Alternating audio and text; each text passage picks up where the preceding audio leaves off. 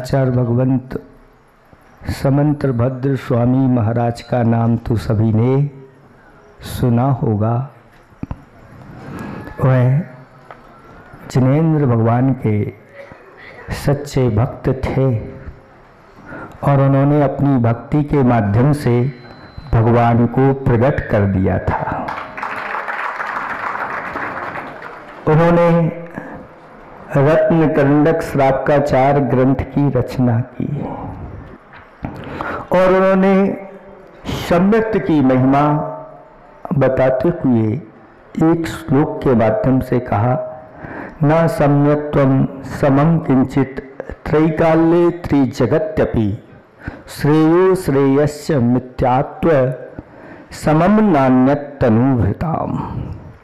तनुभृताम यानी संसारी प्राणियों के लिए तीनों लोकों में और तीनों कालों में सम्यक्त से बढ़कर कोई कल्याणकारी वस्तु नहीं है, तो दूसरी तरफ मिथ्यात् से बढ़कर दूसरी कोई अकल्याणकारी वस्तु नहीं है। क्योंकि एक बार ऐसा ये सम्यक्त अपने जीवन में प्रकट हो जाता है तो अनंत संसार जो है वह चुल्लू भर रह जाता है।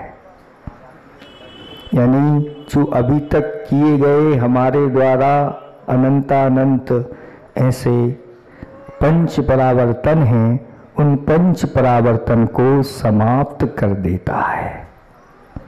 ऐसा यह सम्यक्त होता है।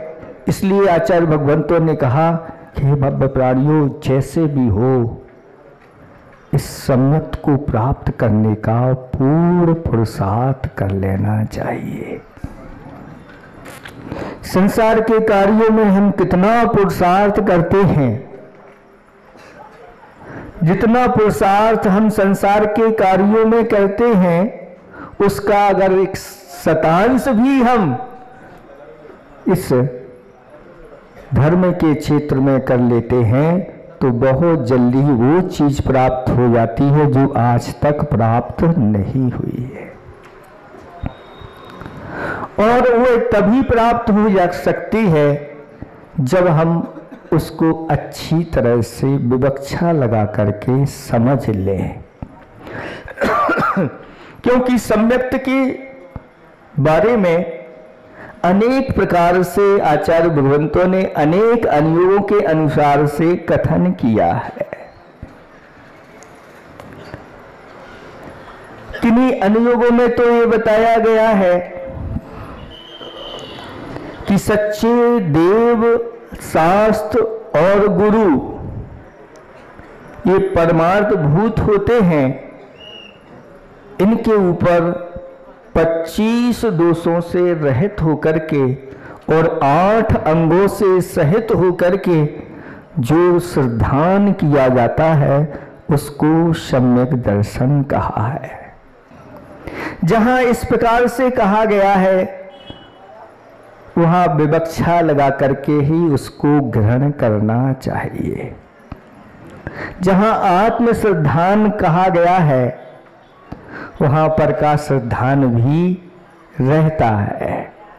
ऐसा नहीं मात्र आत्मा का श्रद्धान हो जाए और पर का श्रद्धान ना हो और सम्यक दर्शन हो जाए, ऐसा नहीं होता। और जहां पर का श्रद्धान हो वहां आत्मा का श्रद्धान ना हो और मात्र सम्यक दर्शन हो जाए, ऐसा नहीं होता। पर से स्वयं की ओर आने की विधि भी हमारे आचार्य भगवंतों ने बताई है। जैसे ये आकाश कैसा है, अनंत है। आकाशस्या अनंताः। इस अनंत आकाश में आप कहाँ रहते हैं पूछा जाए तो उत्तर मिलेगा कि हम लोकाकाश में रहते हैं। क्योंकि आकाश के दो भेद हो जाते हैं, एक अलोकाकाश और लोकाकाश। आप अलोकाकाश में रहते हैं या लोकाकाश में रहते हैं? तो अलोक आकाश में तो जीव होता ही नहीं, मात्र वहां शुद्ध आकाश होता है। तो हम कहाँ रहते हैं? अलोक आकाश में। और हाँ, हम कहाँ रहते हैं? लोकाकाश में रहते हैं। और इस लोकाकाश के 3 भाग हैं, ऊर्ध्वलोक, अधोलोक और मध्यलोक। तो इन तीनों लोकों में आप लोग कहाँ रहते हैं? मध्यलोक में रहते हैं। मध्यलोक में असंख्यात द्वीप और असंख्यात समुद्र हैं। आप कौन से द्वीप में रहते हैं? जम्बू द्वीप में। जम्बू द्वीप में भरत आदि 7 क्षेत्र हैं। आप कौन से क्षेत्र में रहते हैं? भरत क्षेत्र में। भरत क्षेत्र में 6 खंड हैं, 5 मलेच्छ खंड हैं, 1 आर्य खंड है। आप कहाँ रहते हैं? आर्य खंड में। आर्य खंड में बहुत सारे देश हैं। आप कौन से देश में रहते हैं? भारत देश में रहते हैं। भारत देश में भी बहुत सारे प्रदेश हैं। आप कौन से प्रदेश में रहते हैं? और मध्य प्रदेश में भी बहुत सारे महानगर हैं।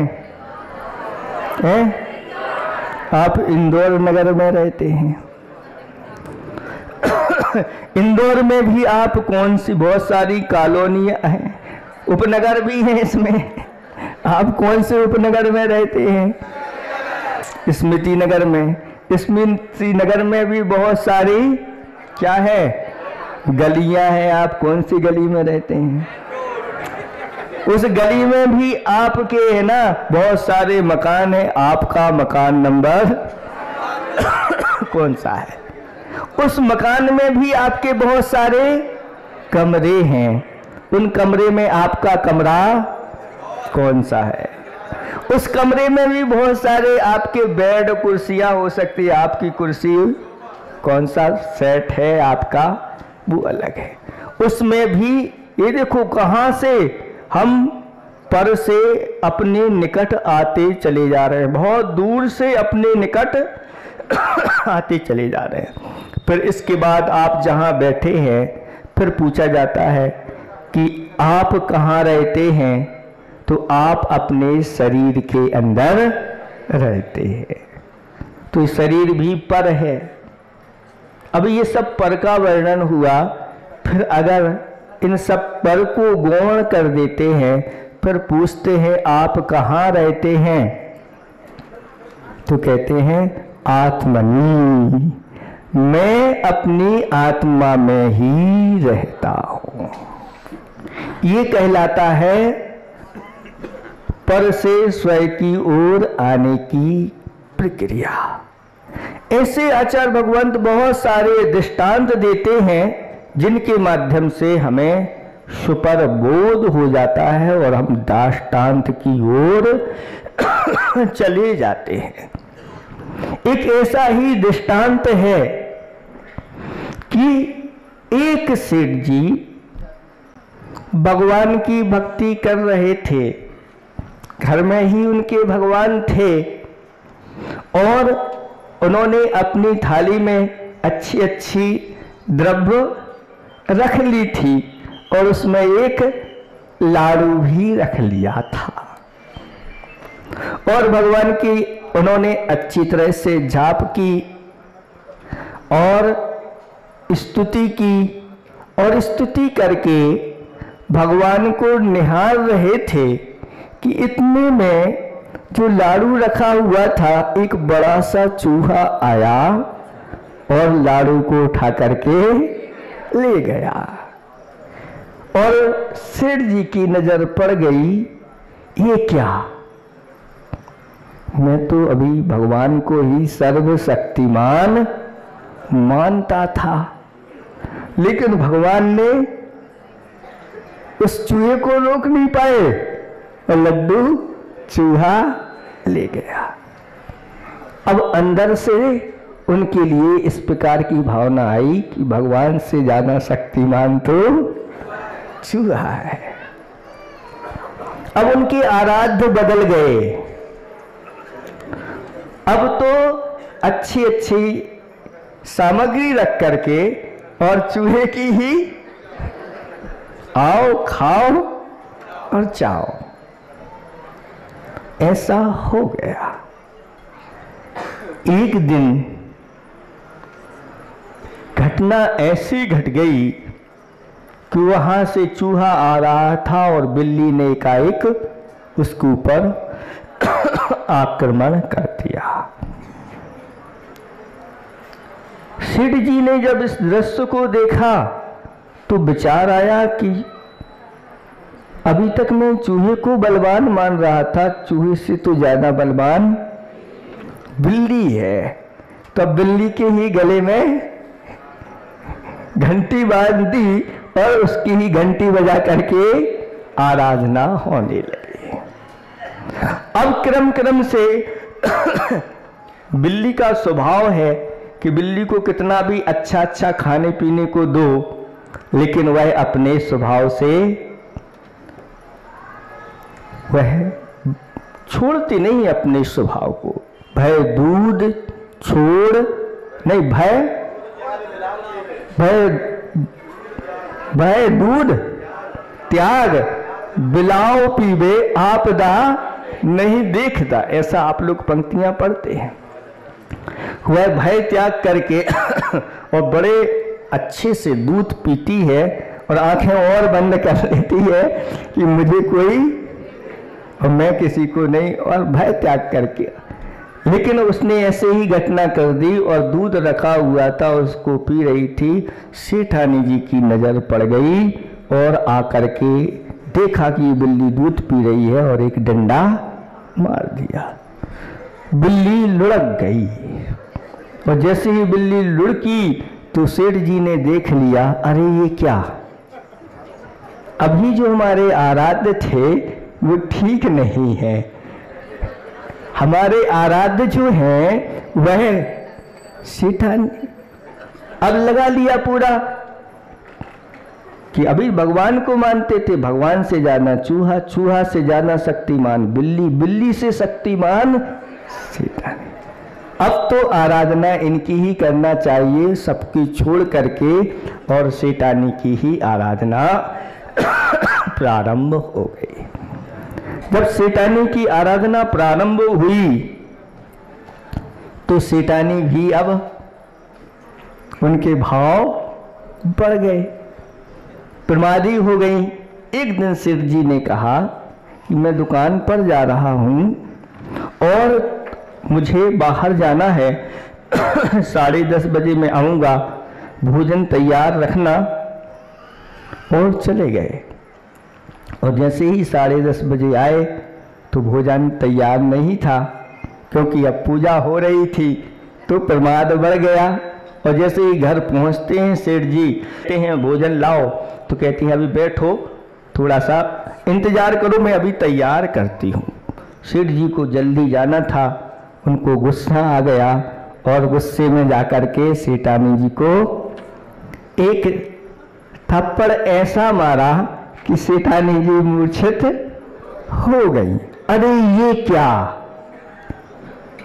ये क्या, और उनको बोध हो गया कि सर्वशक्तिमान मैं ही हूं। अभी हम किसको शक्तिमान मान रहे थे? पर को शक्तिमान मान रहे थे, लेकिन मैं ही सर्वशक्तिमान हूं। आत्मा के अंदर अनंत शक्ति विद्यमान है, और जो इस शक्ति को अच्छी तरह से पहचान लेता है, उस शक्ति को प्रकट करने के लिए वह सच्चे वेद शास्त्र गुरु की शरण में आ जाता है। और जब तक हमारे आराध्य बदलते रहते हैं, तब तक वह शक्ति का भान हमें नहीं हो पाता। इसलिए आराध्य मेरे 9 देवता हैं, पूजो तो सही। चरणानुयोग में क्या वर्णन आता है? तो लिखा है कि हे बप्प प्राणियों, दया को धारण करो और जीवों की रक्षा के लिए और राग देश की शांति के लिए तुम आगे चारित्र की ओर बढ़ो।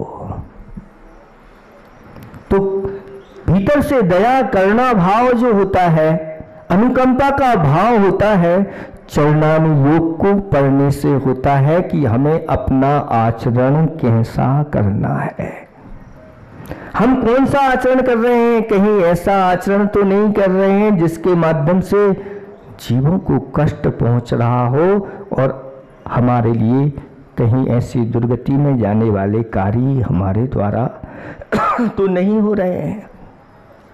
और जब उसको पढ़ते हैं तो समझ में आता है कि कैसे उठना, कैसे बैठना, कैसे बोलना, कैसे खाना, कैसे सोना आदि आदि ये सारी क्रियाएं व्यवस्थित कराने वाला कोई है तो वह चरणानुयोग है, जिस चरणानुयोग को मुनिराज धारण करते हैं और श्रावक भी धारण करते हैं।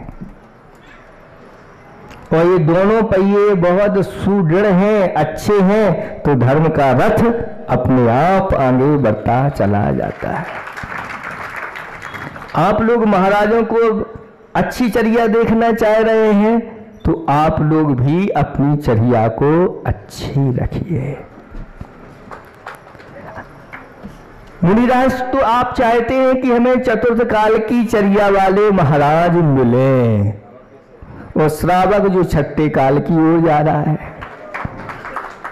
भैया दोनों का अगर सामंजस्य बिठा लो, वो जो पंचम काल में श्रावक की चर्या बताई है और मुनि की चर्या बताई है वो अपना लो तो बहुत जल्दी हमारा यह मार्ग है बहुत प्रशस्त हो जाएगा। और इस धर्म को जिसने भी अपनाया है वह नियम से सुखी हुआ है, उसको सर्वश्रेष्ठ सुखों की प्राप्ति हुई है। इसलिए दोनों का बोध हमें होना चाहिए, स्वयं का भी बोध होना चाहिए और पर का भी बोध होना चाहिए। और एक बार अगर बोध हो गया तो फिर हमारे आराध्य बदलना नहीं चाहिए, जैसे सेठ जी बदल रहे थे, है ना।